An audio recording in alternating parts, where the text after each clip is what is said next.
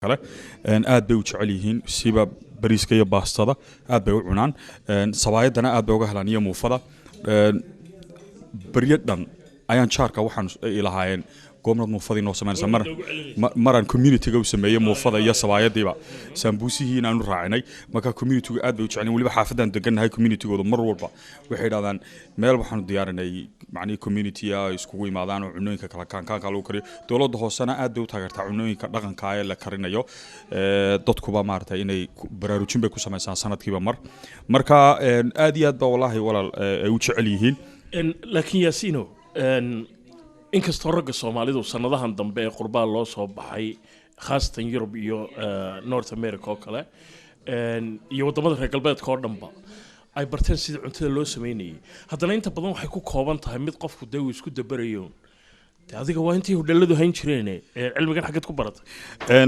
wallahi wax kala ma hayda wad dadaalka waxaad ku dadaashaa kulba waad moogtay wad gaarisa anigu professional wali maan gaarin laakiin inta yare maarta dadka community-ga looga farxad geliyo waan sameeyaa alxamdulillah marwaduna dhinacana iyadu ka sameeysaa dhinaciya islaamkiiska waxaan jeclaan lahaa marwadana inaan dhowr su'aalood weydiiyo Assalamu alaikum, how are you?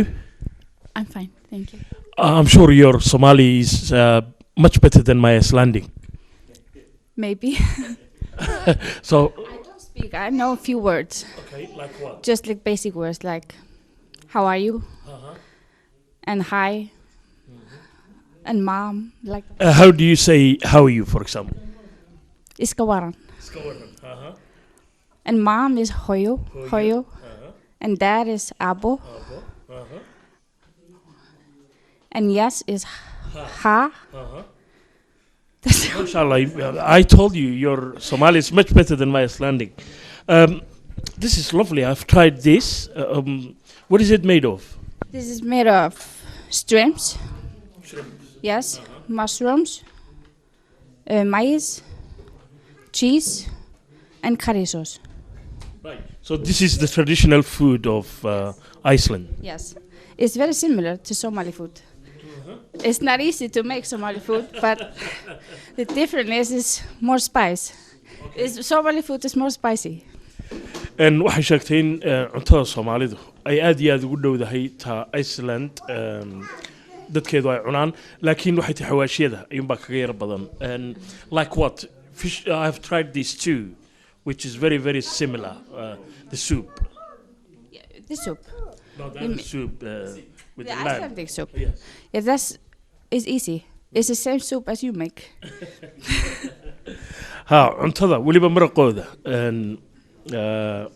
maraqooda cad wuxuu aad iyo aad u shabahaa ka falfalkii Soomaalida laakiin hilibkunba aad uga yar yar so what do you think of the Somali food you get used to it by now? Yes.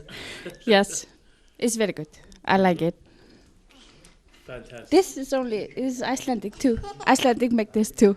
Really? Yeah. Okay. Because Asians eat the rice and spaghetti is Italian. But is it very popular in Iceland? This is just normal home food in Iceland. Bariiska baastada sida Soomaalida oo kale Iceland looga cunaabay tidi. And so what's your daughter's name? Sarah. Sarah. Sarah Yasin. Sarah, how are you? salana Iska waran. Dhinaca Soomaalidana ragga ka soo qayb galay xafladan caawa waxa kamid ah ninkan odayga magacawla walaal magacaygu waa Jamaal Cabdi Daahir ma sha Allah aad iyo aad baan ugu faraxsanahay maanta isku maashaan